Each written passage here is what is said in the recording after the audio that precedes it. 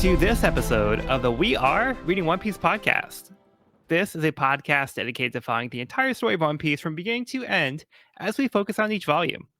We keep the discussion spoiler-free for new fans of the series, so this is the perfect place to follow along, whether you're new to the series or just want to revisit the world of One Piece with us.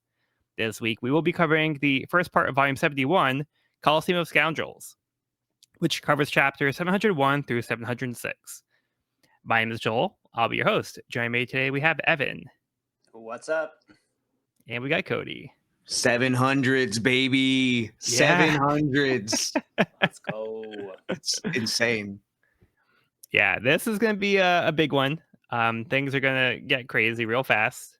But I am so hyped to finally be getting into this arc. Mm-hmm. Mm-hmm.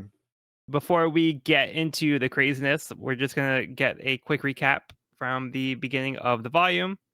The Strike Crew happens across Trafalgar Law at the island of Punk Hazard run by Caesar Clown. At his suggestion, they form a new pirate alliance that seeks to take down one of the four emperors. In order to draw Doflamingo's attention, they must first capture Caesar, who is producing the artificial devil fruit that Doflamingo sells to Kaido, a member of the four emperors. After a fierce battle, the alliance kidnaps Caesar, then demands that Doflamingo leave the seven warlords in return for the scientist. When Doflamingo complies, Law tells him that he will hand over Caesar at a small island north of Dressrosa. But somehow, Doflamingo has Ace's devil fruit in his possession. Yeah, so like I was saying, pretty crazy stuff. The stakes are rising. Yep. Okay. And then we also do have the next part of the cover story. So we'll move into Caribou's New World Kihihi, Volume 22. Now I'm curious, what's up with this island's weapons factory? Kyros seeks around and finds a weapons factory. That's no good. Yep. The last person we want there. Yeah. Just stick his nose in everybody else's business. Yeah. Someone who could single-handedly steal the whole arsenal. Well, who knows what's going to happen with that? Yeah. Not good. Heck, he could have just left. You know, he was good. going to the port, and then he was like, all right, well, I'm going to go back into town and stoop on everybody. That's kind of his thing. You know, he's like just eavesdropping and trying to get information about things he shouldn't be hearing. Just a weird, Yeah. Just a voyeuristic creepo. Okay, but let's move into Dressrosa with chapter 701, Adventure in the Land of Love, Passion, and Toys. The Straw Hats, Kinemon, and Momonosuke arrive at Dressrosa. Law gives Nami a beaver card with someone that will lead them to Zoe in case anything happens to them. The group splits up into three teams. Usopp, Law, Robin, and Caesar to go to Greenbit to deliver Caesar. Momonosuke, Nami, Brook, and Chopper to guard the Sunny, and Luffy, Zoro, Sanji, Frankie, and Kinemon, who are supposed to destroy the factory and rescue Kinemon's friend, but they took off without actually planning the next steps. Luffy's group is surprised to find that in addition to the exciting sights and smells, there are also living toys running around that coexist with people living here. Since they are trying to avoid being found by Doflamingo and his followers, they have Kinemon prepare disguises for them so they can lay low while trying to find the Smile Factory. They head to a tavern and try to decide what their next move should be. Sanji notes that it's odd that their king abandoned the throne earlier today, though nobody around seems affected. While eating, their server tells them rumors about fairies that may or may not be around. Luffy overhears some of Doflamingo's men running the roulette table who are cheating a blind man out of his money by calling the wrong numbers when he should have won. Luffy naively sticks his nose into their business and calls the correct one before the dealer does, which causes them to get angry. When they try to attack Luffy in retaliation, the blind man pulls out his sword. They force pushes the men into the ground, creating a massive crater in the floor. Wow, what a hole. What a hole.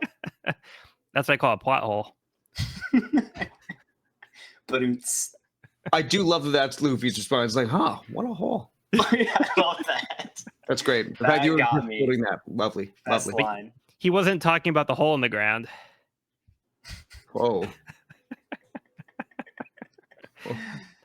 Yeah, so what do you guys want to start with? Oh, man. There's so much going on. It's interesting to me that they think Kinemon and Frankie are enough to supervise the fucking monster trio. I'm looking at these groups like something seems off about the way they put this together. I feel like Nami and Sanji should be switched, or Nami and somebody should be switched. But it's fine. Well, like Chopper's reaction, it's like he's almost like surprised that Sanji left. So it's kind of like I don't know if Sanji was supposed to leave, so he might have like was supposed to be like with the Sunny defending crew, which I do think is kind of weird that he just left both Nami and Robin. But maybe he's like, oh, maybe there's pretty ladies on the island. So that might have been where his head was at. But the impression I'm getting is Sanji kind of went rogue here. Yeah, that's fair. Yeah, and for me, it's less that Sanji is there and that Nami is not with them. Yeah, for me, it's like I think we need someone who's like Sanji's like I think like mid tier responsible in the crew, but like I think we just need like we need an adult. We need an adult, here, not like the 16-year-old getting ready for prom. You know. I think Nami and Chopper staying on the ship makes sense. Like, I feel like Usopp would also want to stay on the ship, but it looks like he got roped into the season delivery team, which he's not happy about. And the law gives Nami a Viva card. You seem responsible. Here, you can take this. Well, you're also the navigator, but yeah. So he didn't say who the Viva card is for, but it's somebody who is on Zo. Yeah, this is a cool use of the Viva card. We haven't seen these in a while. It's cool to see that called back here. Yeah. Yeah, coming in handy. Yep. Yeah, this is pretty cool. I also love the fashion in which Luffy and crew just disappear. Like, just classic Luffy. It's like, all right, here's the plan. This is what. Wait, where's Luffy? Yeah. Just like classic. It's literally the second that we see a map come out. Luffy's like, I'm not going to bother reading that. And actually, we do see. I'm realizing now the panel where they're getting the map out. We do see like Sanji smelling something. So I think it was the food. The food aroma. Yeah. Yeah. Which does make a lot of sense. I'm glad that's something that's still here. And I also love the fact that Law's crew drew this map. So good. Yeah. Yeah. And I guess we do get I was gonna say we get a fun SPS on this in a bit. Yeah. It's what's the name of It's Beppo? Beppo. Yeah, we got a little Beppo paw print on the map. Oh, his little signature.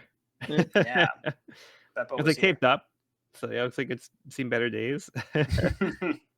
But it's nice little breakdown of like, all right, here's the game plan. Here's like our groups. Like, so we're kind of establishing that early. We're kind of getting like a game plan here of, you know, how things are supposed to go. Supposed to. Yeah. But all the people that really need to see this map and hear the rules have already pieced out. And I got the next page. We see both Luffy and Sanji taking the smells and like, oh, it smells so good. And they're doing the same pose where they both kind of got their arms out, nose first. Yeah, what do you think of Frankie's new do? Got the like braids. I love it. I love it. Not my favorite. I was thinking about this. It's like it's pretty feminine for Frankie's normal do, and I wonder if it's because of his recent body swap that he has this like feminine. Because he was Nami for a long time. I see. Okay. I was gonna say it was giving him kind of. I was kind of hoping there'd be some like lingering traits from the body swaps, and I wonder if this is one of them. Maybe. But yeah, I mean, I respect him for rocking the do. Yeah. I like the JK LMNOP tank top. I think that's like the perfect amount of weird. Yeah. I also do like their disguises. The beards look so good. Yeah, I love how like out of place they are. Like they're clearly not like old people. Yeah. I love how Luffy has like the bowler cap on top of the straw hat. Oh yeah. He's got a hat to hide his hat. So great. And throughout this volume, Luffy gives me like Master Roshi vibes a little. I was thinking the same thing. Okay, Yep. good.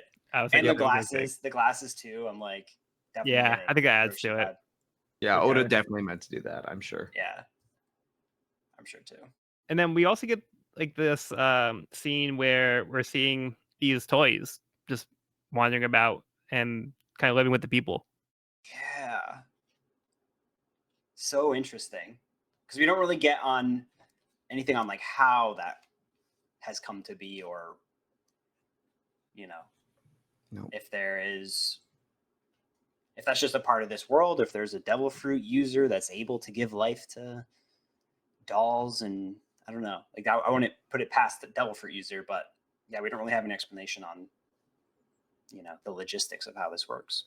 Or there could be like some kind of factory, because we know there's like the Smile factory, so there could be another factory for the toys where they manufacture them, and they end up doing this. But it kind of gives like this like whimsical kind of element to it. Absolutely. Yeah. We've seen a lot of strange denizens of different places, but I think this is definitely one of the strangest ways to start off. Yeah. Like the face that the factory destruction and Samurai Rescue Team has says it all. Yeah. I like this one. It's like a lion and a sunflower and a bear and a helicopter at the same time. I can be everything. Like the bigger, like, quote, scarier Jim Henson Muppets. It's kind of giving me that vibe. Yeah. Mm-hmm. That's what you're talking about. Yeah. And when you see this woman strolling down with like a nutcracker, and they have like a robot toy like in the baby carriage. So is it like, are they like families? Like, I mean, it seems like that might be the case, but It does look like that. Yeah. Even looks like they have a little dog elephant, maybe. Yeah, gold pet. Yeah. Got lots of questions. Very curious how this all works. Yeah, so anything else stand out to you guys about Dressrosa so far? We do meet this really interesting character at the end who is able to create this massive hole in the ground, which has got to be a devil fruit power. And I also think we're going to get an SBS on this character being depicted after like an actor or something, just because of the character design. Like it just looks so intentional. Mm-hmm. This guy's got so much character, and like not trying to read between the lines too much, but I feel like when you get this much like character and detail, they tend to be like a prominent figure who's going to stick around. Yeah. But yeah, I definitely think we haven't yet, but I think we'll get an SBS that's like this character was based off of so and so from old Japanese films, or he's like an author or something. You know what I mean? A real world inspiration. Real world, exactly. Real world inspiration. But yeah, very curious what this guy's deal is. Yeah, I mean, after Wow, What a Hole, I have a feeling he's going to be pretty significant. I have a feeling he's going to be. Hole. I think that's enough to tell us that this guy means business. And I do have one more unhinged prediction that comes on the second page of this chapter. We get another flash of Momo, and like potentially some like the brainwashing theory that I had before, right? That the manufactured devil fruit is in some way has some sort of like brainwashing or like control element to it. And my original thought was that it was probably Joker being like the puppet master, the man behind the scenes. But the hand here doesn't look like a Joker hand. And so it had me thinking like, maybe it's not Joker, maybe it's somebody else. And I was like, who could it be? And I was like, what if it's Vegapunk himself? Because he's someone who we know very little about. We know he has the capabilities of doing something like this. And we also know his tie-in with the manufacturing of this like devil fruit, and like the parallels with his research to this very substance they're creating. So I wonder if maybe it's Vegapunk who is able to control the minds of the people that have eaten these artificial devil fruits in some way. But yeah, just another far-fetched conspiracy. We'll see. Yeah, I guess we'll see. Joel, coming back to just Dressrosa itself, the roofs and the architectures give me heavy Barcelona vibes. Yeah, which I'm digging, and the food and the dancers and everything too. It's very Yeah, very I can see that. Yeah, I like the little that we've seen so far. I'm liking kind of the style of Dressrosa. And it seems like a very interesting place. And it seems like there's a lot to see and do. So I could see this being like a very popular like tourist place. Mm-hmm. One of the things about Dressrosa that came up was there was this little exchange with this like monkey server, which is like another toy. But he mentions the fairies. There's like legends of the fairies around. But this guy is like so unhelpful. He's just like, this may be a thing or it may not be a thing. Who knows? But like, that's just like his whole demeanor. So he doesn't seem like the most reliable informant here. Joker is Doflamingo, or perhaps not. I'll neither confirm nor deny that. Or perhaps not. Basically, this is me. This is my role on the podcast. Whenever everyone has a theory, I have to be like, it could be it, might not. We need to just Photoshop this symbol monkey on your face whenever possible. Yeah, I'll just have to edit out my reactions to Evan's theories. We just put this up instead. Yeah, 100%. Interesting, or not interesting, maybe. Or the other person I'll have to be is. Oh, sorry, go ahead. I was gonna say when we like get caught up eventually, we need to just like go through every single theory Evan has had, and just like evaluate. Okay, did he get it? Did he not? Like, yeah. I think I'm negative. I'm in the negative currently. I don't think I'm that positive on predictions. I've had a couple of good ones, but I think most of them have but the good ones you've had were really, really good. Like, I think, like, you know, I think just like the Dophius Joker prediction, I think that's worth at least 10 standard ones. Cody will never let that one go. Yeah. It's too good. We're gonna compare every theory to that one now. Yeah, but even when you have a theory, it doesn't have to be right, but I think it's interesting, and that's where a lot of the fun comes from. Is like where your mind is going and what you're getting from the story. So it doesn't have to be right. Like, so I like that you are throwing them out there, and it gives us something to like look forward to. And as we get more details, we can kind of see like, oh, we're in the right track, or maybe things have to shift, but we'll see. Yeah, and I love the way that Oda kind of, you know, like just keeps poking at it. Like with this, we only got a single cell of Momo, and this kind of like voice in the back of his head, or like something pulling him against his own will, seemingly. And so it's kind of interesting that he's kind of sprinkling these in there to kind of, you know, as like an allure to the mystery of something's going on. Something's definitely up. Yeah, and then the other person that I have to be on the podcast sometimes is this guy at the roulette table. So even when you're right, I have to tell you that you're wrong. Right. What a scumbag. Yeah. So this is like a really jerk move with this guy here, where he sees this opportunity, and this poor guy, like, you know, he's a blind man. It looks like he has like scars over his eyes. That's why he's blind. But like he's over here gambling and losing only because the dealer is making phony calls and be like, oh, sorry, but like next time, try again. It's unclear as to whether or not this guy is aware that he's being duped, or if he's just he legitimately can't tell and he's just a victim here. But by the end of the chapter, we get a sense that this guy can kind of handle himself. So I'm not sure like if this is an act, or if it's partially an act, or if this is like somewhere in between. Totally. I was getting the same vibe. He seems very capable. We know for sure that he can tell the guys are attacking Luffy. That's like the one like real clue we have to how aware he's able to be. Yeah. But well, that's one thing, but like knowing where the ball landed, like which color, which number, is like hard to tell. Like if like there's action going on, like, you know, he can respond to it. Right. Yeah. He was also pretty precise with that hole. He knew where to put the hole. He actually he meant to make a smaller one. That's a pretty big. That's the size of a hole. I do think it's great when Luffy does intervene, though. He can't help. He's like, "Oh, wow, you won. Good job, mister." So he like inadvertently comes in and kind of messes up with the dealer guy is trying to accomplish. So yeah, they don't like that. Like they're running things the way that they want to. And when Luffy comes in and interferes, it does seem like this guy is happy that Luffy did look out for him.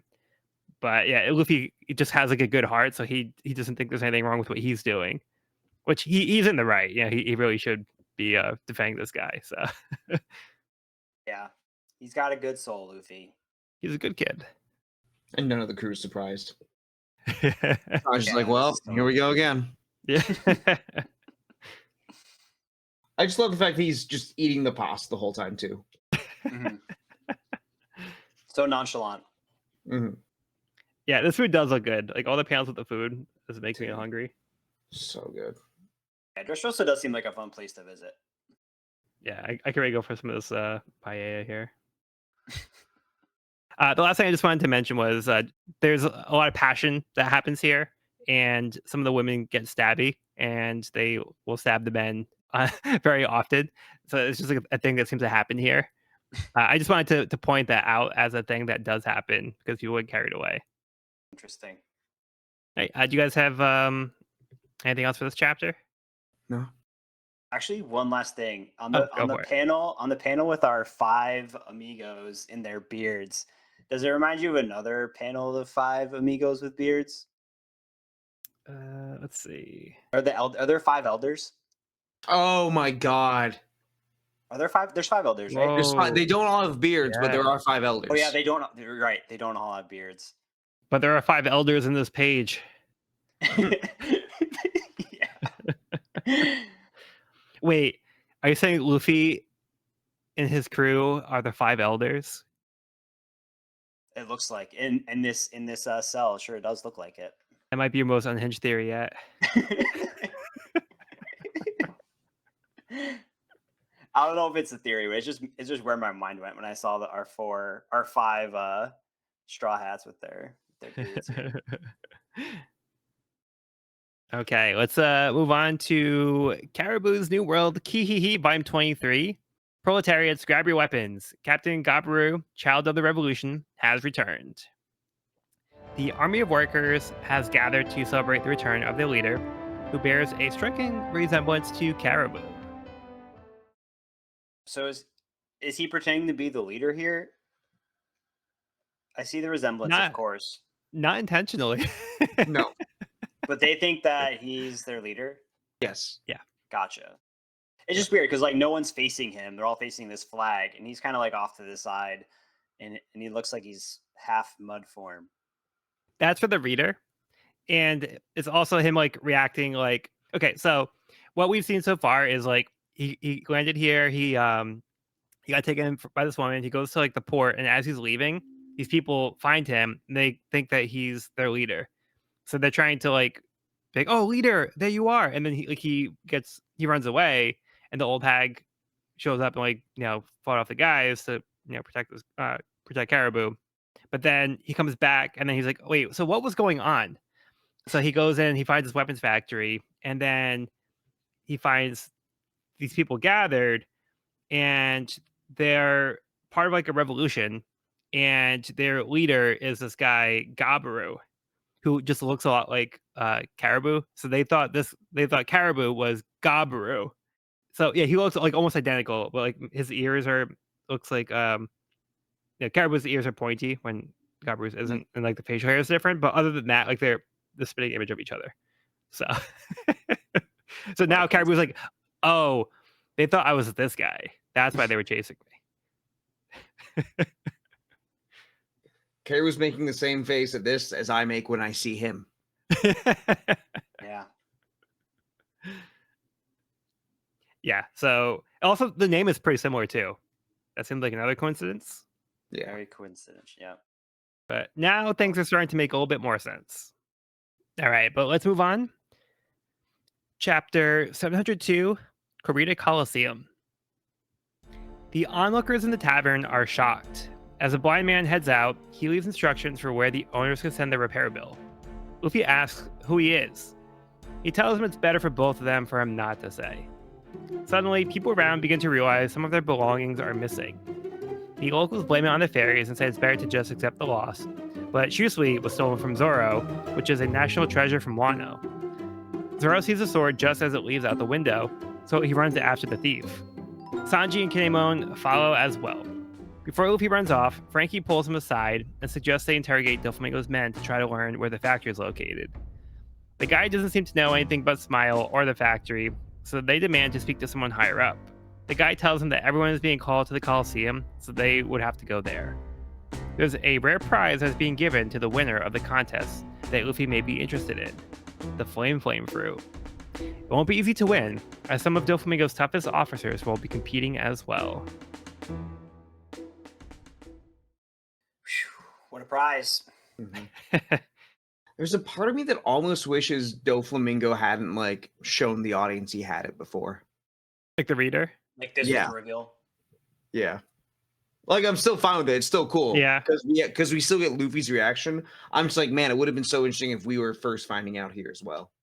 Yeah, that's a good point. But if we didn't get the reveal earlier, we wouldn't know that Joker was trying to egg or lure Luffy. We wouldn't have known Joker's plan, which is to entice Luffy with the devil fruit. Well, we still could have known he had something Luffy was interested in, but just not known what it was.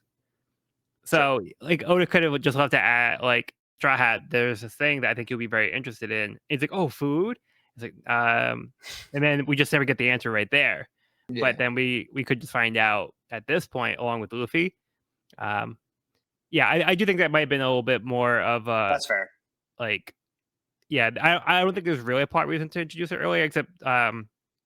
I think because it's chapter 700, I think they were trying to make it more exciting. So I could also see that being the reason. Either way, quite the prize. And when we see the people defending the prize, we see some familiar faces. I don't know if we've gotten names for like Lao G before, but he's like in every Joker scene. Mm-hmm. Yeah, so we actually did not get their names before. And we hadn't seen Senor Pink or Dellinger before. We did see Lao G and Mach Weiss. They were in the other scene from Dressrosa during Punk Hazard. But yeah, we didn't get their names. Well, I think we're going to get to meet them pretty soon. And we also had Diamante as well. Like, we were introduced to Diamante as the hero of the Coliseum, which he's also reintroduced here. The if you insist guy. Which I think he gives like Steven Tyler vibes. I think that might be the inspiration for his character. Big time Tyler. So you're telling me there's a Coliseum tournament of power in order to determine who gets the flame fruit? Is that what we're setting up right now? It's a tournament arc. Tournament arc, baby. In One Piece. Let's go. That's incredibly exciting. This Coliseum looks dope. There's like a moat around the center of the arena. Yeah, this is pretty peak. This is pretty exciting. I think this is like such an organic way to have a tournament arc in One Piece without it feeling like shoehorned in or like out of place. Like, it feels very much like something that makes sense within the context of the story. Absolutely. This is 100% something Doflamingo would orchestrate. This is like the kind of like pomp and circumstance he would be behind, you know? Like, this just checks out. This checks out. It's like, what doesn't he have his hands in, right? Yeah. And this place already has enough spectacle and passion that it just makes sense that like this would even be here in the first place. Yeah.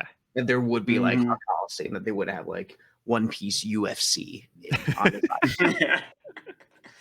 Yep. I also really enjoy Luffy and Frankie interrogating the dude from the roulette table. If only because I love that Frankie's gangster side and his gangster origins are still like at play here. Yeah. It's cool. He's like, no, I got this. I didn't think of that. The fact that we see that Frankie still doesn't have pants on. Yes. I also noted that. That's perfect. So he's a pervert. He's a perfect pervert. Perfect pervert. Yeah, I do like that callback to Frankie's origins, because I forget about that, because Frankie feels like such like a chill, cool guy now. Whereas like when we first introduced him, he was like that underworld kind of thug. So yeah, it's nice to have like a little bit of that side still in him here, but it still feels like Frankie. Hmm. And I like that he's like being a little bit tactical too. He's like, hey, we can try to accomplish this goal because he's concerned about the plan. So he's like, hey, we can maybe see this opportunity. Like, we could do this while all that other stuff is going on. It's nice seeing like just Frankie and Luffy in a little one-on-one here, and like Frankie's kind of keeping everyone on target. Mm.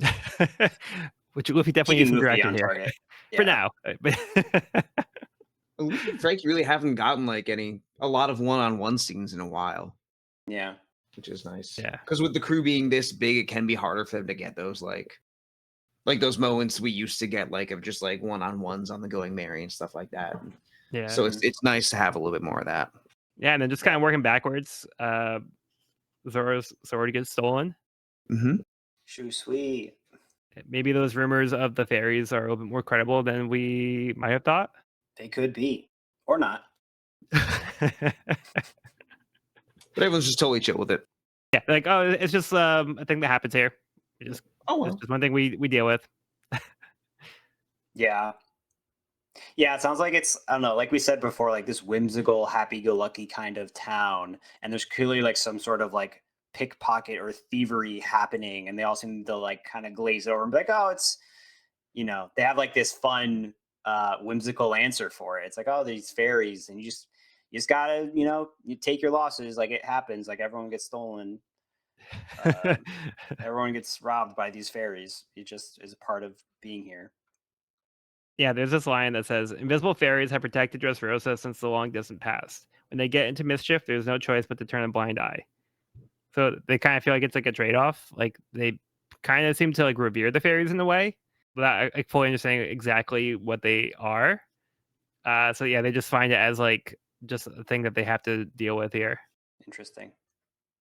But Kimon also seems to be invested in, getting Shusui back because it's he's like, oh, we need this back for Wano. So I was like, no, it's my sword. Like, I'm not giving it back. I got it fair and square. But Kimon still wants to protect the national treasure. Yep. Anything else? I'd say at the very beginning we do get a somewhat of a resolution to the blind guy. Everyone knows he has powers, and Luffy asks, "Hey, who are you? You seem tough." And he says, "Well, I have a feeling that not saying so is going to be better for the both of us." I like that line. So we're left with like a mystery as to who this insanely strong character is right off the bat, which I think is amazing for an arc that already has so much going on going into it. Like Oda's really just saying, "Hey, off the rails." From the jump. But we get the sense, okay, maybe this we don't know if this person's gonna be our friend, but like for now they're cool. Yeah. But you also get the Perhaps feeling that not. this person might recognize Luffy too. Yeah. So do you think he knows Luffy? At this point, Like- I was thinking like he's either a very powerful pirate or a very powerful person in the Marine that knows who Luffy is. Okay, so he's just like Luffy's on his radar. Like Luffy's on his radar either because they're both pirates or he's in opposition with Luffy and is a Marine. Okay. So do you think you recognize Luffy's voice? Or do you think he's faking being blind? Or how do you think he knows? I don't know. He could like maybe recognize like hockey or something. I don't know. Okay. Maybe he's Daredevil. Maybe. Yeah, because we have this other line here where so the blind man says, pardon the mess proprietor, send the repair bill here. And the guy goes, okay. Well, wait. And then so he's shocked by where he's told to send the bill. It says, "Are you from?" Yeah. So I think he might be asking if he's from like Murdoch's law firm. So that's the only thing I could think of here. Foggy Nelson? Nelson and Murdoch. Yeah. So I don't know. Just that's my unhinged theory for the episode. Really loving the Mark Wade run of One Piece. It's pretty sick. That would be pretty cool. Or not. Perhaps. Perhaps Bendis takes over. All right. Anything else? No. One last thing I want to draw attention to is this really awesome page. We spoke about the people on the page, but we didn't speak about the art on the page when we get Senior Pink, Thelinger, Lauji, and Machweiss. Yeah, Mach Yeah, I love this. I love this intro. Like the way that Oda like draws this page, and everyone kind of gets like a little intro panel, which is pretty sweet. Yeah, it is a little different because it feels more like dynamic or like in your face. Yeah, could be it feels like a video game intro, like a video game kind of thing. Yeah, it's like, oh, like select your character, like kind of thing, as opposed to like a standard like here's this character with like the like the font behind them kind of thing. This just feels like a little different vibe. I think because it is meant to be more of like the contest of like the Coliseum. So yeah, I think it's just meant to be more, like you said, like a fighting game style kind of thing. Yeah. It's like what's literally being broadcast on the screen, right? Is it? Probably. Because the before you see like the screens was, which I assume is like it. Yeah, you're right. So yeah, it's like that. passing along the screen. So yeah, but that explains why it's like portrayed that way. All right, well let's move along. Moving on to chapter 703, Waiting Room. The lowly dealer being interrogated explains that once someone with a devil fruit power dies, their fruit will appear somewhere else in the world. Doflamingo was able to track down the flame fruit. Luffy says he wants to get the fruit. He asks Frankie if he would eat it, but Frankie says he preferred to be able to swim. Frankie encourages Luffy not to miss his chance and that he should go after the fruit while he continues to search where the factory is. While Sanji chases Zoro, he gets distracted by the beautiful dancer Violet. He gets surprised when the woman comes up to him and asks for him to embrace her while she evades detection from the local policeman. She is concerned when Sanji's nose begins to bleed, but when she realizes Sanji may be getting attached, she begins to run away because she doesn't want to hurt another man by falling in love with him. After all, she was being chased for stabbing a man after things went sour. She decides to introduce herself and request Sanji's help with killing a man. Luffy and Frankie arrive at Corrida Coliseum and see a one-legged toy soldier being chased by the policeman. The toy soldier steps foot within the walls of the Coliseum and declares that they can no longer come after him, as the law does not apply within the Coliseum, so they give up their pursuit. An announcement is being made that the entry for the Coliseum tournament is closing soon, so Luffy heads in to sign up. Frankie tells Luffy not to use his real name, so he comes up with a fake name to avoid giving away his identity. Lucy. The warriors gather in the waiting room. One of the larger combatants notices Lucy and thinks he's too wimpy to be competing. He attempts to put Lucy in his place but avoids the attack, grabs the man by the arm, and slams him into the ground, knocking him out. Very subtle, Lucy. Very subtle. Yep. Blending in real well. Handled with tact. I do love the reaction. Yeah. I thought it was saying hiya. Yeah, because everybody's staring at him. He's like, hello. Oh. What's up? All right, but let's start from the top. Because there's a lot to go through. So much. So first thing is we find out a bit more about how devil fruits work. Very interesting. Yeah, Evan, does this help give you any more context for anything we've seen so far? Yeah, I mean it does, and it also is like we were just talking about this last chapter or last pod. How we never get this. We rarely get information on how the devil fruit works.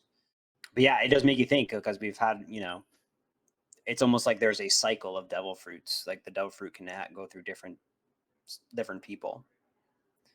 Yeah, I'm trying to remember off the top of my head if there's anyone who have had the same abilities or not. But well, yeah, we haven't seen anybody with the same devil fruit, but this does explain how they're able to identify and catalog specific devil fruits.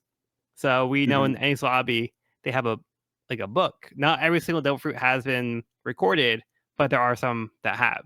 So this would explain how they can figure out what each fruit does. If somebody had eaten the fruit and they were able to see what it looked like if they took a picture of it before it was eaten, and then now they have a database where once they have the fruit, but then if that person dies, it'll pass along. So it'll reappear in the world so somebody can, obtain that fruit and somebody else will have that power. Is that same book that Blackbeard said he found the dark fruit from? Yes. So that's Right. how he knew about it. Somebody else had it before. Oh, I just had another hot take. Yeah. Yeah. So now that we know that devil fruits cycle, and when someone dies, that devil fruit is available again to the world. Mhm. What devil fruit do you think Gold Roger had? And I don't know. His death happens, I wonder if he had the gum fruit, because his death happens around the same time as the beginning of the story, which is also the same time that Luffy stumbles upon this fruit. Well, it was actually like 22 years, I think. Yeah, Roger died was 5 it? years before Luffy was born. Died 5 years before Luffy was born. Okay, so that makes it less likely, but not impossible. Less likely, but not impossible. Well, somebody could have maybe like nobody got the devil fruit in that time period. Right. I mean, it was in a chest locked away. who gave the fruit to Luffy? Shanks. Well, Luffy took it kind of on his, Well, kind of took it but we know- incidentally from But Shanks. and Shanks is connected Right. because There's reason to believe that, like, why Shanks would be safeguarding said fruit.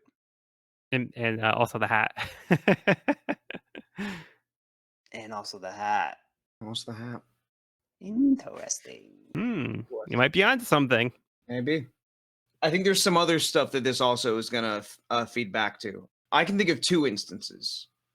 Joel, is there a certain one you want to go over like more than others, or do you want us to just You let mean Evan- of like the devil fruit like being reincarnated? of the cycle? There's only 2 that I can.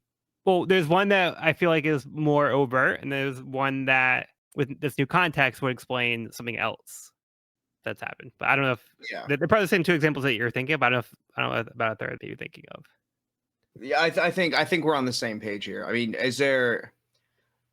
I want to leave the ball in your court as far as how much we say and how much we're like, Evan, go peruse and find them out for yourself. Well, Stop teasing. there is one I did want to point out was there was a recent event that happened. Yeah. So let's start with that. Oh, you want me to do it, or like if Evan has any guesses? Nothing is like top of mind, and now I'm super curious, and I really want to hear what you guys have to say. Well, it was the last arc. You're quizzing me. Like last podcast? no Punk Hazard? Yeah, it's probably a few episodes ago at this point. Yeah, like Punk Hazard proper, before like Caesar got defeated, before like. It's probably in the middle of the arc. I'd say so, yeah. Trying to think. Or perhaps not. Or perhaps not. All right, so maybe we'll have to guide you a little bit more. So, do you remember when there was the cart that was being dragged by Caesar's men that had like the apples in it? Mm-hmm. And then, do you remember what happened when Caesar had Smiley be killed? And one thing we mentioned was Caesar must have some way of being able to replicate this process if it hinges on like having Smiley be converted from a gas to the slime for the land of the dead to happen again. To be used as a weapon he can sell. Yeah. You're saying the gas fruit? We've seen No. before. The axolotl. Because remember, Smiley was the gas Smiley, that ate the axolotl fruit. Right. Okay. But then Smiley detonates and dies. And do you remember what we saw after Smiley detonated and died? Oh yeah, the devil fruit. The fruit became a devil fruit. Yes. Yeah. Interesting. So you're saying that was the process of a devil fruit user dying and a new devil fruit representing said ability being created. It wasn't artificially done. It was just the natural process of the devil fruit. Oh, okay. Because that one had the swirls, and now that we've seen Smiles, we know have like the little like dots, circular pattern. Yeah. So that was a natural devil fruit, and that was Smiley dying, and then the essence of the fruit, like you said, going into one of those apples. I think we'll probably get more context later on this arc, but I think we know enough information now where we can talk about this because you had asked if we thought that the apples were there intentionally, and this is why I said yes, was because Caesar is aware of how the devil fruits come back. So he specifically planned to have the cart of the fruits nearby. So he had it be dragged out to where Smiley was. So when Smiley dies, he would be able to reobtain Smiley's devil fruit. So that way he can keep reusing the land of the dead by having Smiley keep being like converted from gas to slime and vice versa. Whoa. Yeah, I didn't immediately put that together. But this is something that's only That's really obvious cool. once we know this information. Yeah. Like Yeah. when you're reading through it the first time, it's like I have no idea what to make of this. So Well, now I'm that we've super curious about established that, yeah. So are there any of the times in the series where we've seen somebody else have the same devil fruit as another character? Blackbeard. Mm-hmm. What was the second devil fruit? What was the second devil fruit that he had? I forget. He had the. So he made like a whole show of this production. Right. He pulled the cloak out and did a little magic trick for Whitebeard. Mm-hmm. Yeah. So he took Whitebeard's devil fruit. Yeah. So whatever the process is, it seems Blackbeard is probably aware of it, and he was able to. The theory is that he was able to do whatever it is to obtain Whitebeard's Tremor fruit once Whitebeard died, but he was like the first one on the scene, so he was able to do something in order to ensure that he was the one that got it. So if he was like carrying fruit on him, then that could be it. Presumably he had fruit on him, and if the way that worked with Smiley, where it like seems to implant itself into the nearest edible fruit or whatever, maybe he made that situation with Whitebeard. Very Being possible. close to him at his death, having a fruit on him and having the powers transferred. Interesting. This changes everything. Yeah, because he went behind the curtain, so we don't know exactly what he did or what he had. Right. This also doesn't fully explain how he can have two devil fruits. Right. So there's still that mystery of what exactly happened. But this is the best context clues that we have to at least have some idea of what Blackbeard was doing during Greenford. Ooh, theory. What if like you can only have one of like certain types of devil fruit? Like what if you only have one Logia type, one Paramethea type, and the third type, Zoan type? I feel like people probably would have. I think that'd be more common at this point if that was the case. Or someone ate two Zoan fruits and exploded, and everyone's like, "Nope, not doing that again." I don't know, because I just feel like if that was the case, and like there'd be like more people with multiple devil fruits. Yeah. Well, maybe it's not public knowledge. Maybe it's like, I don't know. Yeah, I guess that's true. I guess that's true. I guess people would have figured that out by now. I don't know. Cody, did you have another example? No, those are my two. Okay, cool. Because I couldn't think of any other ones at this point. So no, me either. Yeah, so that gives us more to work with. But yeah, I do think we'll get more specifics soon. But for now, I think this will at least give us context for those two scenes that we've already gotten to at this point. It's a lore bomb, though. I mean, so now we know the flame fruit is not like I was, speculating it might have been constructed, or maybe there are more than one and it's a secret or something like that. So this confirms that it's a cycle. But it does at least make it seem like more legitimate. There is still that possibility where it could be not legitimate, but there is a credible way that he could have obtained it. Wowie. One thing also is Doflamingo was present at Rainford when Ace died. Right. So it does make sense that Doflamingo would have had the opportunity to get the flame fruit. Mm. Wow. You need to start carrying apples in your pockets. You never know. You might just find yourself at the right place, right time. And apple day keeps the doctor away, but not the devil fruit. An apple a day makes you millions on the black market. So anyway, Frankie tells Luffy, "Hey, like you should go do this. I'll take care of the factory." So he was keeping Luffy on track before, but now he's like, "Hey, this is important to you. So you need to go do this. Like you might not ever get a chance to get this devil fruit." But Luffy doesn't really seem to know exactly what to do with it quite now. But he just knows that he doesn't want it to go into the wrong hands. So like he's going to try to win it right now. It is really sweet that he offers it to Frankie. Yeah. Yeah, that was amazing. I love Frankie's like simple answer too, being like, "No, I like being able to swim." Yeah. Which have we even seen Frankie swim before? No, we have actually in Water 7. Yeah.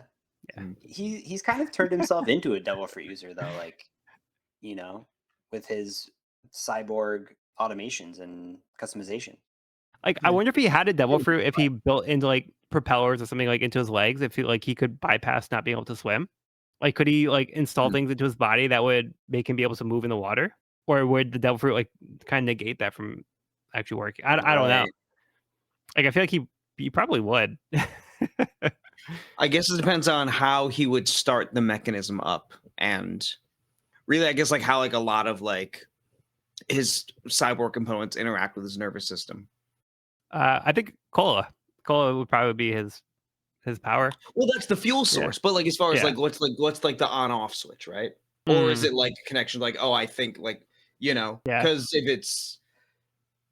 a devil fruit user falls in the water and they get like more than half submerged, they can't move anymore. And so if it's like a mind muscle, mind machine connection, then that wouldn't work. If he has to move his hands to flip a switch, also wouldn't work. So Yeah, I'm sure there'd be some kind of way that Oda could explain away. I just don't know if we have a specific reason why he wouldn't be able to. yeah. But Frankie would be smart enough to make it a mechanism that triggers when it's wet. Yeah. Mm. And that would be, there we go. Or like floaties that come out like Deploy floaties. Yeah. It's just an auto coup de bout. So we have this other scene here where Sanji meets the dancer Violet. What do you guys think of this scene? Amazing. Cinema. This is the Sanji nosebleed that I love. And and again, like when we got to Fish Island, I didn't even have as much of the problem with like the one he had there as much as I thought it would. But this is Sanji just being a simp. I love Sanji being a simp. As long as he's not being a creep, he's fine. This he's overwhelmed, and I love that. That's amazing. He can't handle his shit, and I find that hilarious. He is putty in her hands, and it is great. Yeah, at least he's not getting like a blood donor. He was still like, hey, this is kind of weird that the king's gone. Oh my god, no pleasure's all mine, ma'am. I'm fine with that. I'm fine. I love it. Yeah, it's more subtle. Yeah. And yeah, it's totally fine. I enjoyed the scene with Robin, Boa, Violet. Yeah. But no, I did enjoy this humor. I thought it landed. And her back and forth too is so great. You poor thing. No, I can't, but I must. Yeah. But I can't. But please kill him. Great. Amazing. Yeah. Yes, like Sanji was hooked from it was love at first sight for Sanji. It's rare to have like a woman actually seem maybe possibly interested in Sanji, but it's also, is it a game because she's asking for him to kill somebody? So is it like, is she legitimately interested in Sanji, or is it just like she will just like just get caught up with the most recent guy kind of thing, and like Sanji's just like the guy of the week? The incels are gonna have a field day with this one. Yeah, so it's kind of like unclear where her motives are and like how legitimate her feelings are. Well, we were told Barcelona, the city of passion, the city of love, the city of dance. Yeah, so City maybe of this is gonna stabbing be men. the place. For cheating. And I'm like, hey, Hey, don't do the crime if you can't do the time. they fuck around, they're gonna find out. Yeah.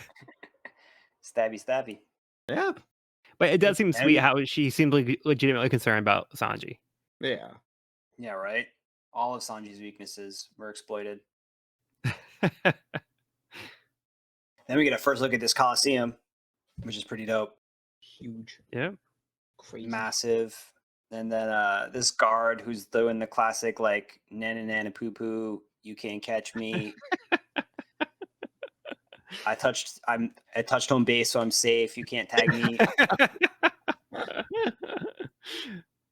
But yeah, it just kind of goes to show the power that Doflamingo's family, like the power they have over Dressrosa, and how this kind of like lawless Coliseum is untouchable by local authorities and the government, seemingly. Yeah, because like the Navy and like the policemen aren't actually allowed in here. Yeah, which is like such a funny dichotomy of this city that is like lively with all this food and these living toys and these exotic dancers, and also these casinos and this like gladiatorial Coliseum, like bloodlust, fight to the death kind of thing. I mean, it does feel very like classic Spain with like the bullfighting and like the Spanish dancers, and like Yeah. it has that vibe. But it is an interesting dichotomy of like good and evil here, or like love and death. The Land of passion. This could be the theme. Yeah, so this the soldier guy is seems like quite the character. Like, so he has one leg, but he seems to be able to like does like a jet walk thing, and he's able to just like hop around and like avoid being caught by the police. But yeah, I mean, Evan, do you have any like opinions on this guy? No, it just kind of seemed like some comical relief here, and just like a way of telling us, how the Coliseum kind of worked. Little exposition, kind of. Yeah. But Yeah, I do like how well, when the policeman leave, he hops down, and then he sees Luffy. He's like, "My, elderly sir, may I carry your belongings?" He actually thinks Luffy's like an old guy. Yeah. So good. And when he sees like Luffy finds him entertaining, so he does some like silly things, and Luffy's like eating it up. Mm-hmm. Yep. But yeah, he says something here. He says, "Oh, I've been in your way. Forgive me." And then Frankie says, "Oh, you turned red as a beet. You must be dead serious at heart." And Toy says, "Serious? Never. Toys exist, but smiles on others. You never meet a serious toy in your life." So it seems like they're here to be like entertainment for the people. So yeah, it seems like he like that's kind of like the role of the toys in a lot of these cases here. It seems where like they're just kind of meant to be like the silly like fun thing. Interesting. That would contradict the toy family we saw at the beginning of this volume. Yeah, so it's like I'm not sure if like every toy has to do that, or if like you have like a family, it's like a different thing, or maybe it's like when you're out in public, you have to do this. I don't know. There could be a lot of like politics involved that like I don't know how it really applies or like a social norm for these toys, but this kind of gives me the impression that like they are kind of meant to be like this fun thing. Yeah, I got lots of questions. And then like we were towards the end of the chapter where Luffy's signing up for the tournament, and then Frankie's like, "Just remember, don't give your name." And then like when they ask for his name for the entry, he almost gives his name immediately. And Frankie's like, "What did I just tell you?" Enter Lucy. Yeah, I love that panel where it's like you just see like his name tag, and you get his entry number. And Cody, do you know the pun with the number 56? Yeah, the Gomu. Five explain. being go, 6 being mu. Gomu being gum. Nice. Yeah, so like 556 is like a pun. So like a lot of times Oda will use 56 to represent Luffy. But yeah, Oda loves his number puns. Yeah, and then we have that scene where Luffy beats the other gladiator dude, Spartan. Yeah. I also love that Lucy. one karate chopping a bag, like like diagonally above the panel of Spartan's name box has like the 6 dots on his forehead. He's just buff bearded Krillin. Yeah. We didn't have enough like, oh hey, this guy is reminiscent of Dragon Ball in this arc yet. Yeah, there are definitely some Dragon Ball references throughout. Man, the dodge, Lucy dodging Spartan is like didn't have to be that cool, but it's very cool. Yeah. The whole scene is really cool. Like the panel of the flip right before the impact is sick. It's getting me pretty hype, guys.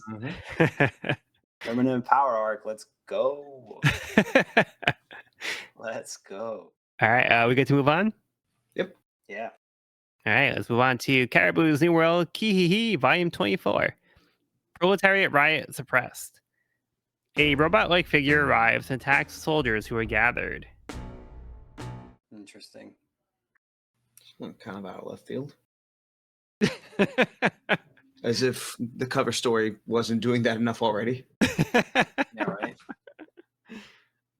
I do think this guy's design is actually pretty cool, though. I mean, we don't see like the full thing yet, but his face is kind of covered. But we see him for the most part, though. He's like he's got like a cowboy hat, a samurai sword. He's also got like cyborg looking arms and a Gatling gun hand. He's got like a lot of themes mixed in there. He's got a lot going on. Yeah, he kind of reminds me of like a scarecrow robot thing or something. Yeah. The way his mouth is. Like stitched shut. Mm-hmm. Oh, maybe he's the cowardly scarecrow Tin Man. Who just wants to go home. All right. So yeah, don't have too much there. So let's get into the chapter. Chapter 704, Lucy and the Statue of Kyros. There is no fighting allowed in the waiting room, so one of the Coliseum workers tells Lucy he's disqualified. 3 men from the Chen Zhao family arrive, Sai, Wu, and Don Chen Zhao, and defend Lucy, saying he didn't start the fight, so Lucy's allowed to stay in the competition. Lucy thanks Sai for the help, but then quickly gets carried away and becomes hostile as he is literally carried away. There are several big names competing, including one of Doflamingo's subordinates, Bellamy. The Warriors will be split into blocks A, B, C, and D, and will compete in a battle royale in the first round until there's only one person left standing. There are 550 combatants, but only 4 will move on. Lucy is assigned to block C. There is an armory, and the combatants are free to use any weapons and armor they would like. Lucy is amazed at the statue of the gladiator and wants to look like that. After Lucy armors up, he runs into the captain of the beautiful pirates, White Knight Cavendish. He tells Lucy that he is over the weight limit in armor, though it won't help him as he will defeat Lucy. He has been waiting for the right devil fruit and has decided to pursue the flame fruit. Lucy ignores him and is told by one of the workers he is over the weight limit. Cavendish explains there is a limit to how much one can wear, as this can make the battles too boring if someone is too well protected. He noticed Lucy crushed the man earlier and asks who he is. He says he's Luffy, the man who'll be the king of the pirates. This makes everyone nervous for a moment before they realize they probably misheard because his name tag says Lucy, and they calm down. Cavendish says it's a good thing he's not Luffy, otherwise he would have killed him right then and there. He explains he came to the New World 3 years ago and made a name for himself, regularly appearing on the front page of the newspaper. But once Luffy popped up in the Paramount War and his peers were named the Worst Generation, nobody was talking about him anymore. Once he obtains the flame fruit, he won't be ignored. But for now, Lucy ignores him and passes the new armor weight check. Lucy returns to admiring the statue of the gladiator and meets the gladiator warrior named Rebecca. She explains to Lucy that this is a statue of Kyros, the gladiator who won 3,000 battles, never losing a single one. He was battling as recent as 20 years ago, but no one can seem to remember a thing about him. The origin of the gladiator and the statue itself are a mystery. As other gladiators pester Rebecca, who is also undefeated, she ignores them and tells Lucy that this will be her last battle. Once she wins the flame fruit, she'll take down Doflamingo for good. After confirming they're in different blocks, she bids him farewell. Suddenly, there is an announcement that the battle in Block A is already over. The masked man, Mr. Store, has won. He removes his mask to the crowd, revealing himself as Jesus Burgess, 1st Division Captain of the Blackbeard Pirates. Another mouthful of a chapter. Yeah. Oh my god. So many characters. So many names. Time to get the notebook out. Yup. A few names did stand out though. Yeah. Bellamy being the big one. Yeah. Yeah, so we do know Hyena. from as far as back as Jaya that he had ties to Doflamingo. Yep. So it does make sense that he'd be popping up here. Last time we saw Bellamy, Doflamingo was not very happy with him. No. Now he's been recommended for the tournament by Doflamingo. Things have definitely been on the upswing for him. And White Knight Cavendish Mhm. got a full page intro. Yep, Captain of the Beautiful Pirates. Yeah. Haven't met those yet. Any of those yet. Yeah. So what do you think of Cavendish? Pretty self-centered, but at least like relatively civil person. Okay. He's a fuck boy, Yeah. but we'll take it. Yeah, maybe like a little narcissistic. Yeah. Cool sword though. It's kind of looks like a rapier. Yeah. Yeah. It feels maybe kind of like French influence. Yeah. Mhm. And it has like the roses. Yeah, he's the White Knight. I think it's interesting that he says that he's saved himself for the right devil fruit. Almost like it's like a thing of like purity. Yes. Yeah, I love that line. That was good. It's nice seeing Oda like finally like lean into the Bishonen pretty boy trope. Kind of eluded us in One Piece so far. Mhm. I also really like just like getting, more info on who were the pirates like right before Luffy? Who was doing well before? Yeah. I think as the story has concentrated itself more and more around Luffy, like you tend to forget, like, he's not the first pirate in his generation to get to the New World. Yeah. Yeah. Yeah. People have been doing this, for like decades. 24 years since Roger passed, and even longer before Roger did die.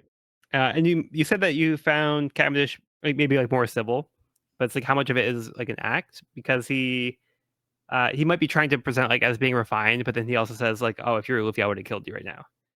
Yeah. He's definitely putting on airs.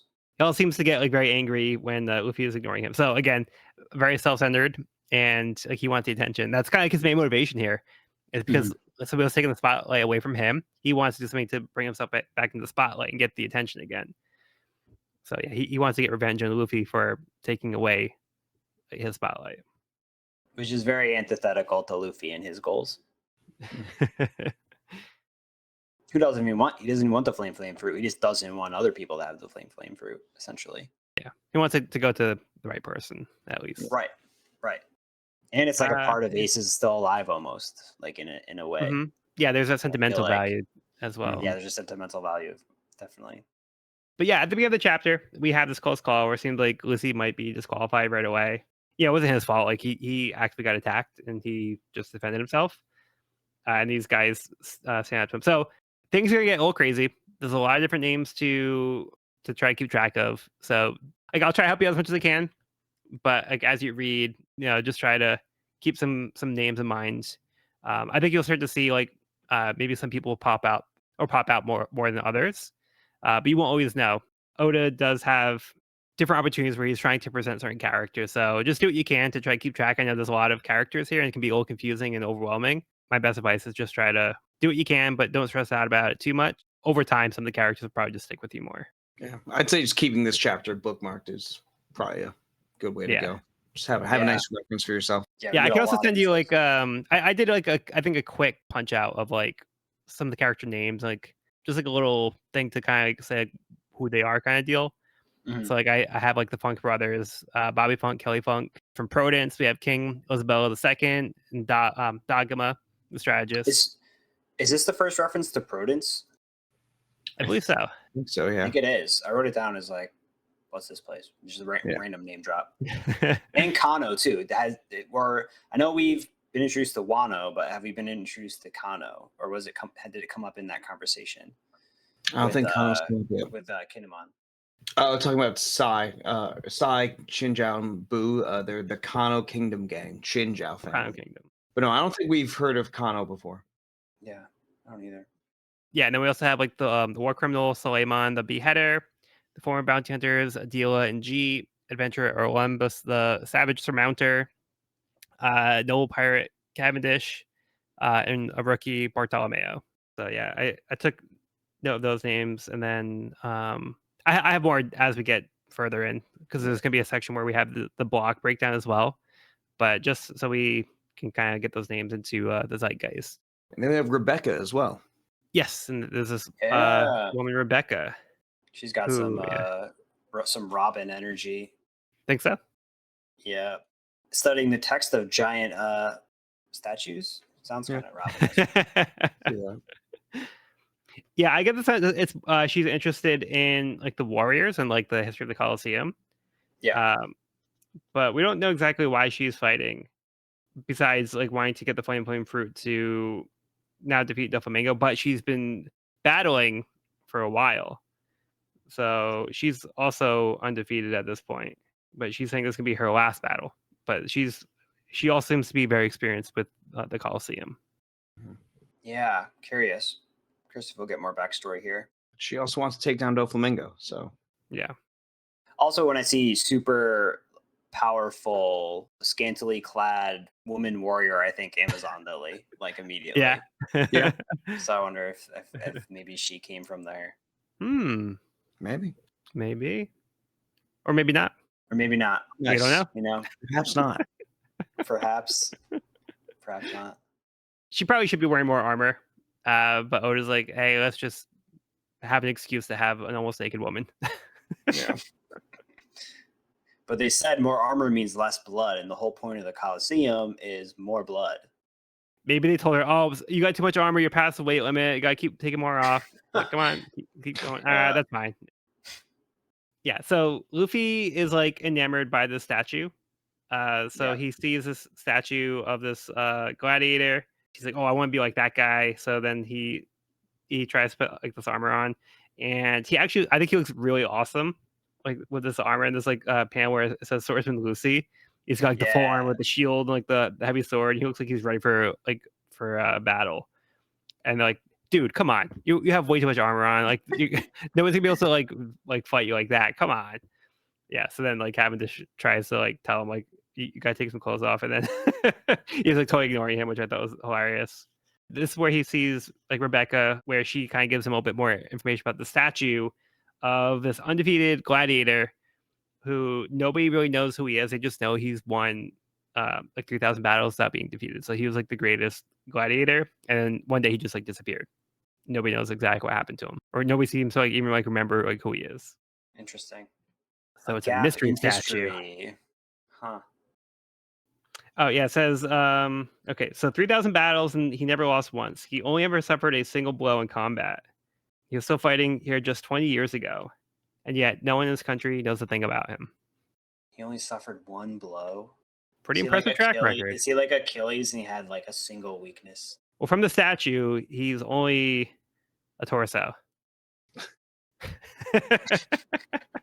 So that one blow just bisected him.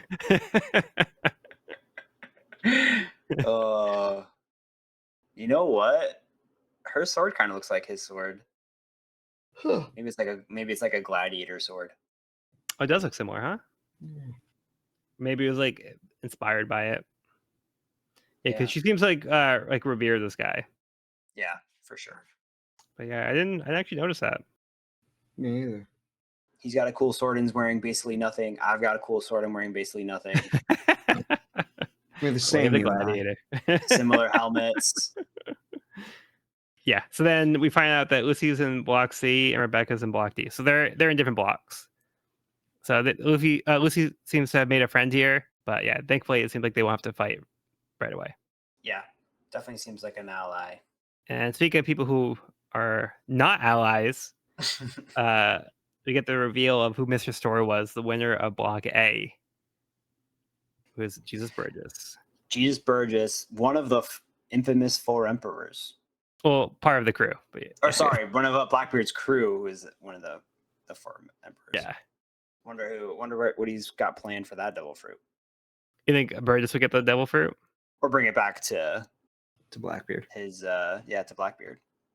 Yeah, didn't Jinbei have that line about how Blackbeard was trying to collect devil fruits or devil fruit users?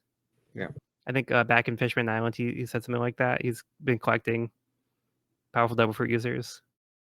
Yeah, and how he like planned to like get the dark fruit first, and like how that was all part of his major plan.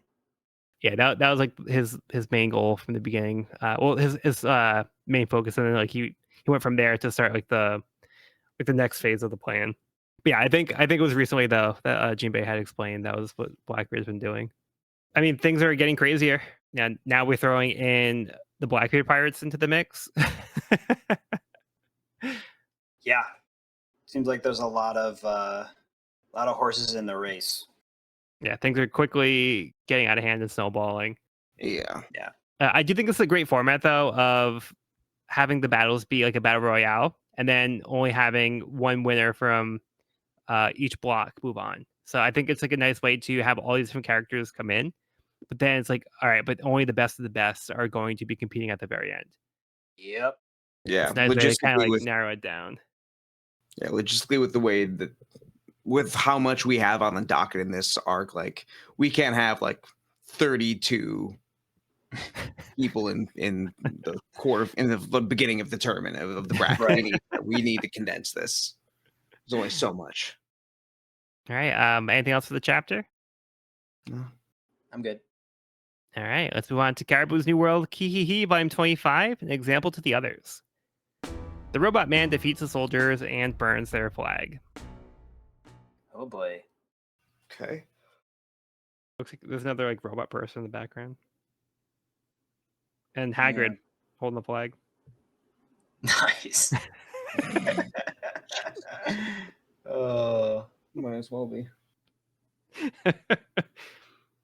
you're right. He really does give Oh. like Scarecrow, Lion, Tin Man vibes.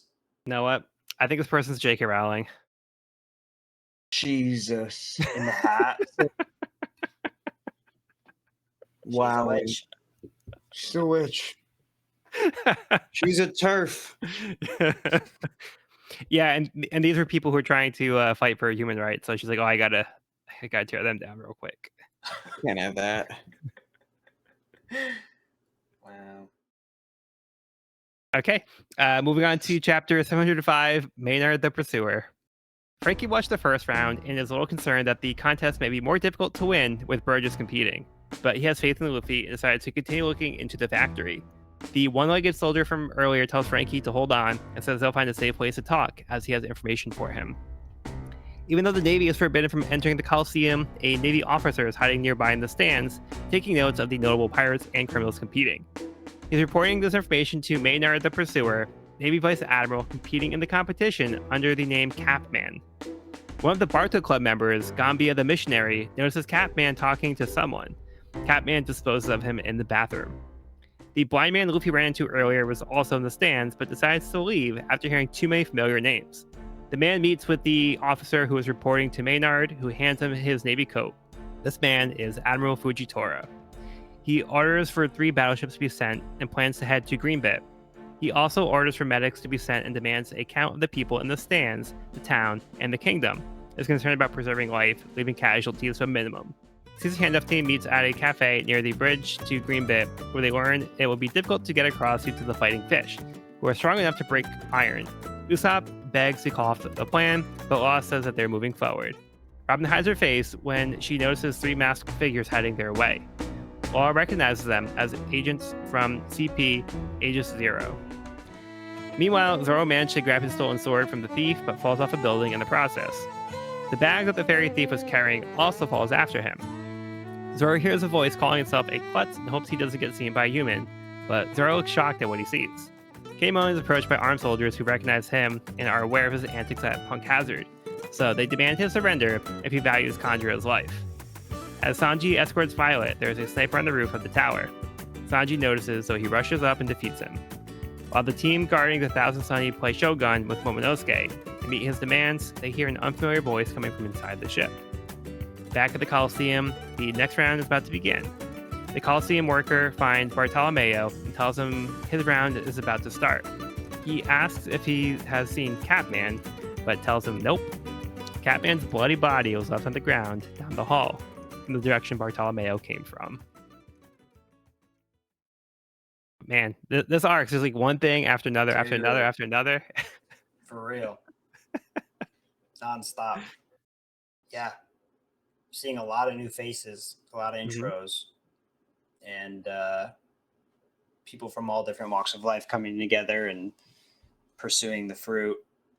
And here we see the Marines have somebody on the inside.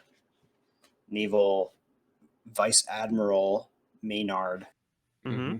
We know the naval is at least somewhat aware of what's happening and who's here, and like they're kind of keeping tabs on the Coliseum, which we know is like strictly off limits to the law. So they're obviously like undercover and putting themselves in a precarious position in order to get this information.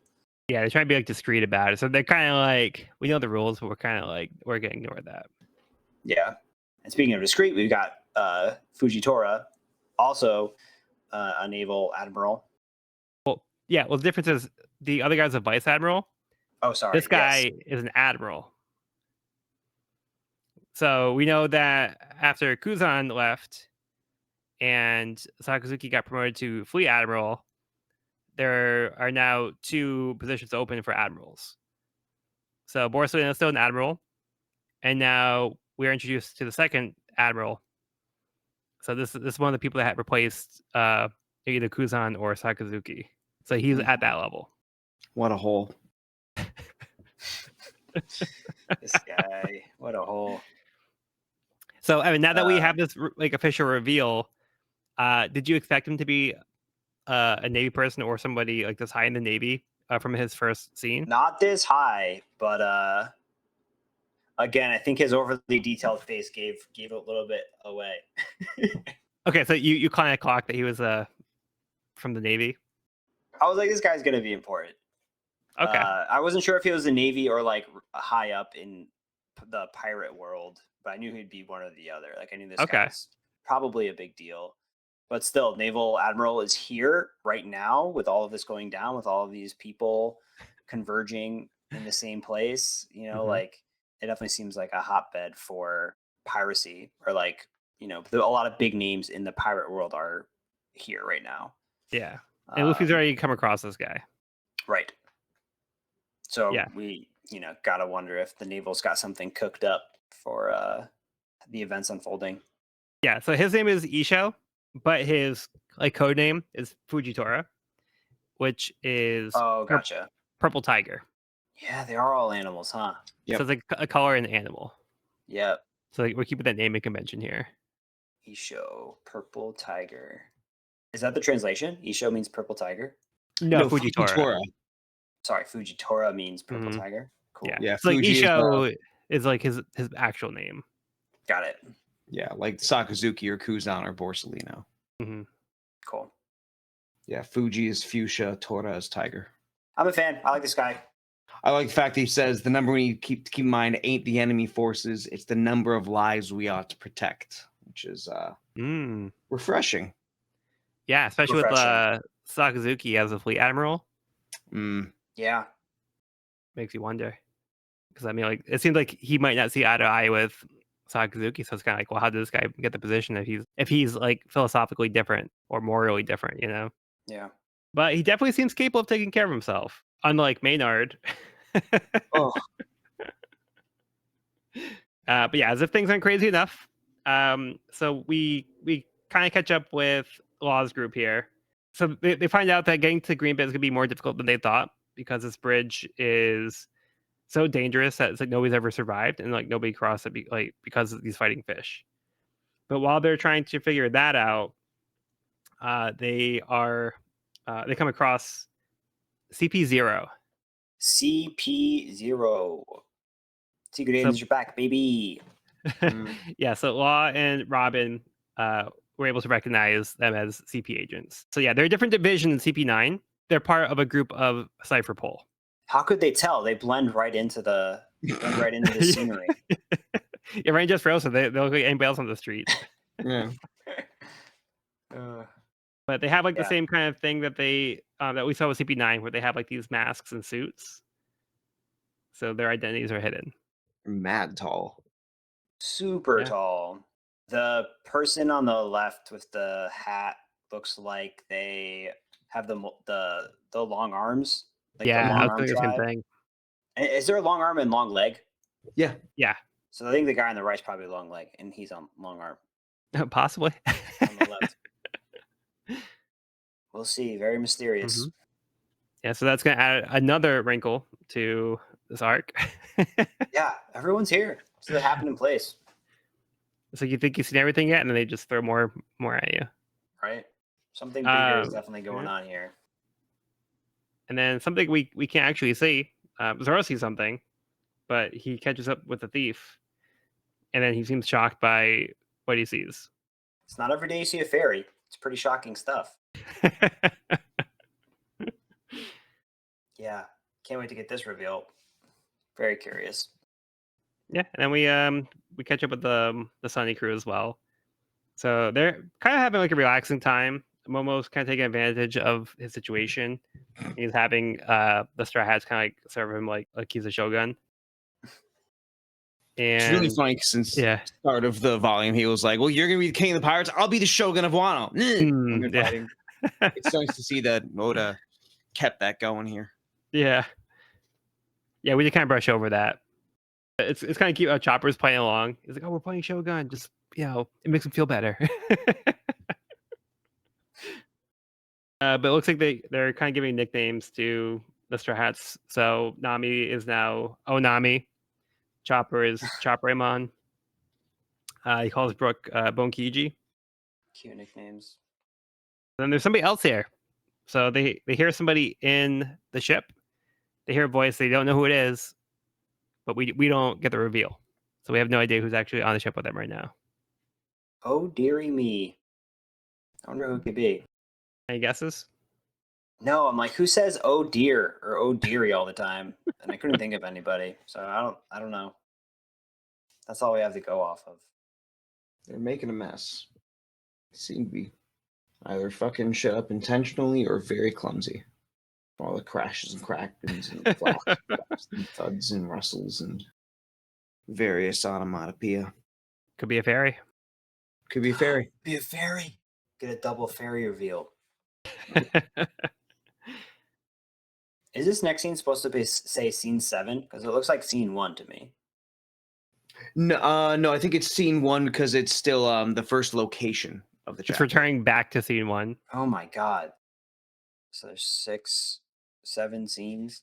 If you're double counting scene 1, yeah, because it's like same set gotcha, location. Yeah, back to scene 1. Okay. Yeah, and then we end the chapter where this character Bartolomeo seems to have gotten back at Catman for defeating one of his crew.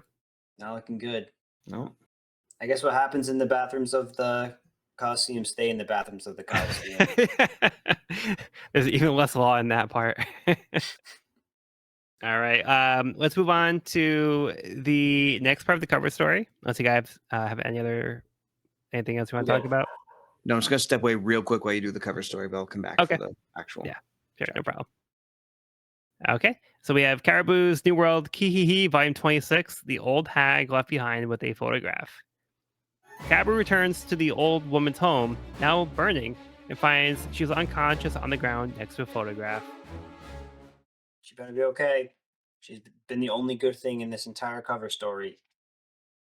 Yeah, do you think he came back for more meat pies? Yeah, he's up to no good. How is all this metal burning, though? Like, how does that work? Maybe this fire is just Isn't really everything hot. made of metal? Yeah. Interesting. I bet you it's going to be her with her son, who was the leader that looks like Caribou. Okay. So you think, so you think that she was thinking that Caribou was her son? Yeah, or he reminded her of her son, so she took care of him. That would make a lot of sense, actually. And it also makes sense why she would have all the clothes that fit him, that made him look like this person. Yeah, she took care of him. It's like, all right, see you later. Yeah. Yeah, I guess we'll find out. I guess we'll find out. For now, moving on to the chapter, we have chapter 706. I ain't gonna laugh at ya. Bartolomeo, the cannibal, enters the stadium for the next round. As the crowd boos him, he taunts them and throws a ball to the stands. Bellamy is also in Block B, who's competing for a second chance to get into Doflamingo's good graces. While the medics attempt to help the wounded from Block A, Lucy looks on at the aftermath. Bellamy walks by him and tells him he's not fooled by his disguise. Luffy recognizes Bellamy and is surprised to see him here. Bellamy tells Luffy that he went to Skypiea as well, though he lost his whole crew in the process. Luffy demands to know if he did anything to the Sky People, but Bellamy doesn't give him a straight answer. He tells Luffy he has his reasons for competing, but he won't laugh at Luffy anymore. If Bellamy wins today, he'll be given a promotion to one of Doflamingo's officers. Once the fighters finish entering the arena, the round begins. Immediately, Dagama and the other warriors from Prudence gather around King Lozabello, guarding him in a circle. So we start the chapter with the official reveal of Bartolomeo. Some cool character design. Yeah. Very I punk. love the tattoo. Yeah, very punk hazard. Very punk. Very punk. Yeah, punk werewolf. Weird rooster looking haircut. Like jester pants. I love his stupid pants. Yeah, this guy's a vibe. It's giving, why are you booing me? I'm right. Yeah. I mean, Yeah. seems he's definitely done some pretty fucked up stuff, but like, he's interesting. Yeah. I want I to feel know like this more. guy spent some time at Thriller Bark, maybe. Just gives that vibe. So the announcer says that he is the atrocious and inhumane mad rookie. He skewered and roasted pirates on a live video. He opened fire on innocent civilians. He's number 1 on the pirates we just wanted to disappear list. So so he's like immediately antagonizing the crowd. The crowd's booing him. They're all giving him thumbs down. So the crowd already hates him. He seems to have like no regard for people. He seems to be like pretty scummy. Let me get kind of an interesting interaction with Luffy and Bellamy here, because I feel like I remember Bellamy being kind of like unhinged and like, you know, over eager, over aggressive, like very like flying Arrogant. off the handlebars kind of character. And here we kind of see him like having a conversation and even like giving kind of like props to Luffy at the end of it. Yeah. Being like, I'm not going to laugh at you anymore. Like, I know what you're capable of. I'm not going to like take you for a weakling anymore. But yeah, and it also leads questions to what happened in Skypiea, because the first mention of Skypiea in a hot second. Yeah, Cody, what's your read on this? I was gonna say the same thing. Yeah, like Bellamy was just very much always in bully mode back in Jaya. But something definitely seems different about him. Maybe chill, maybe not. But he has the people love him in Dressrosa. Because to them, you know, they were saying that he's been fighting against the kingdom's enemies. So to them, he's a patriot. He's a national hero. So maybe there's a connection there. Because I mean, he mentioned here that Doflamingo was a hero to him since he was a kid, and we saw that reverence for Doflamingo, and like the sheer disappointment of Bellamy's sheer disappointment with himself for disappointing Doflamingo at the end of Jaya. So maybe, you know, there's a connection between all that here, but that'll remain to be seen. Feels like there was a change of tune though. Oh, 100%. Yeah. One way or the other. It's just what's going on here, you know? Yeah. Yeah. So I think it's a matter of Bellamy being humbled after he thought he was like such a big shot in Jaya. And then Luffy comes along and puts him in his place, and it's like he makes him realize, okay, I'm not as big of a deal as I thought I was. And then Luffy proved him wrong after, like, you know, he got mocked for believing in you know, Skypiea. And, you know, Bellamy was proven wrong once again. So basically Luffy just kind of kept proving him wrong. And he now recognizes, okay, well, Luffy actually was onto something, and he there was a lot more to him than I thought. Like, I just missed him right away, and like he just really put me in my place. So I think this is Bellamy like recognizing that and respecting Luffy and his capabilities now. Like, I don't know if it's necessarily him liking Luffy, but I think it's more I understand what you are about now, and like you are actually like a respectable pirate compared to like what I thought you were before. So he actually recognizes something in Luffy that he didn't recognize before. And I think a lot of this is him, you know, maybe maturing since then, and that experience with Luffy made him recontextualize like what he thought of the world, and made him kind of reevaluate himself. So now, I think he wants to redeem himself, and that's what he's fighting for here.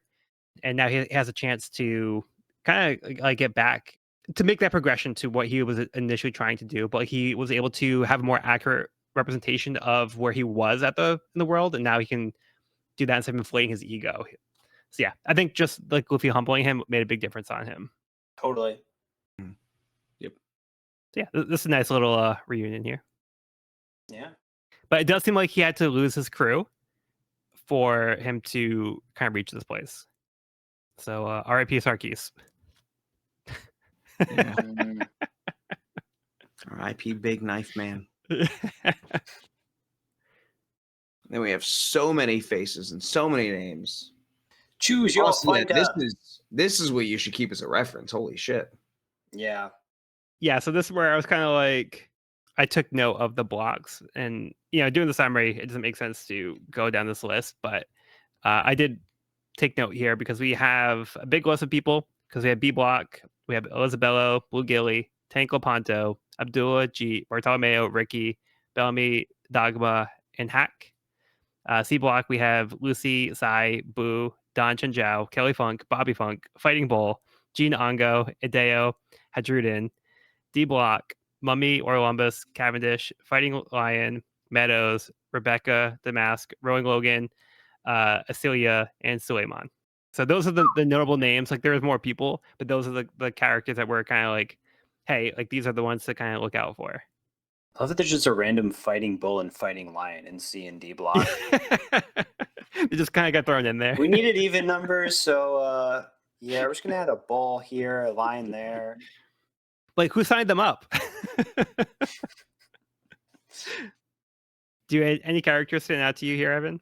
Well, Don Xin Zhao, who stood up for Luffy when they first entered, he was like one of the first warriors we got introduced to, and stood up for Luffy. So, Well, I'd say it was more Sai that did that. But he's that's like, true. yeah.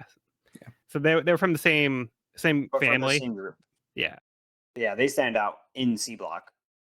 Oh, and the Funk Brothers too. The Funk Soul Brothers. Check them out now. Funk Soul Brothers. Right about now. I think Damask and Suleiman have some pretty interesting designs. Hmm. Also, the fact this Meadows guy is seems to be wearing a leopard skin or something on top of his face. I'm not gonna say too much, but reading week to week, Meadows was a character that stood out to a lot of people. And people have a lot of theories about Meadows. Oh. Interesting. I'm I not sure if think this- Cody knows what I'm talking about, but No, I don't. Actually, this may be where I yeah, that's right. actually started. I think like around the eShow reveal might have been like when life just got too crazy for me in college. Hmm. Or actually, no, never mind. No, I was around for the Bellamy reveal. I was. Okay. So I think I just wasn't reading the forums at this point. I think it was just like reading my chapter week to week thing going to class. So no, I didn't know the theories. Hmm. But you're not going to tell us, you're saying. I'm not gonna say anything right now. I'll message you in Discord because I just don't want to say too much for Evan right now. Valid. But yeah, and then we have B block. So Bartolomeo stands out to me. So this character seems wild. Yeah. And the same block as Bellamy. Yeah. And we have this gladiator Ricky who's like in full mask. So like he's pretty well covered. I guess that didn't count towards the armor limit. Gladiator Ricky. And there's this fisherman warrior named Hack. Very nice stash. Yeah, I hope we get to see some of this throwdown. Yeah, because we didn't see anything in the first one. It just kind of ended before before we knew what was going on. But this one, right off the bat, looks like Dogma has like a strategy here, and it's to protect the king. And that's where we leave it. Yeah. That was a marathon, Yeah. That was a big one. but in a good way. Like I'm like really excited. I feel like it was a ton of intros and a lot of names to keep track of.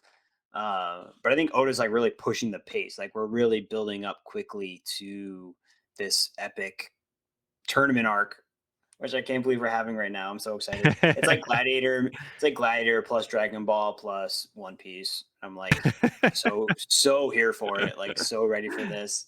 I think then the rest of this volume's gonna be pretty action packed if I had to guess. So I'm very pumped to see the backstory of some of these characters and the interactions we get between everybody. And we got some reveals for the rest of the crew. Like, it's classic, like immediately show up at an island, everyone gets split up. you know, everyone gets stuck in their little misadventures, and then yeah, I can't wait to see how it all ties back together. For sure. Cody, you have any closing thoughts? So I read, aside once we get to the part where I paused, I think I read a majority of Dressrosa in 1 or 2 days. Wow. So having it split up like this is going to be a totally new experience. I'm excited for. Off the bat, I had forgotten just how much Oda threw at us so quickly, and just how much Dressrosa as a setting is. And so that gets me very, very excited to keep experiencing the rest of it. Yeah, from what you can tell already, Evan, like this arc has so many pieces to it. Mm-hmm. This is just like the first 2 chapters, and a lot of this was kind of setting the stage.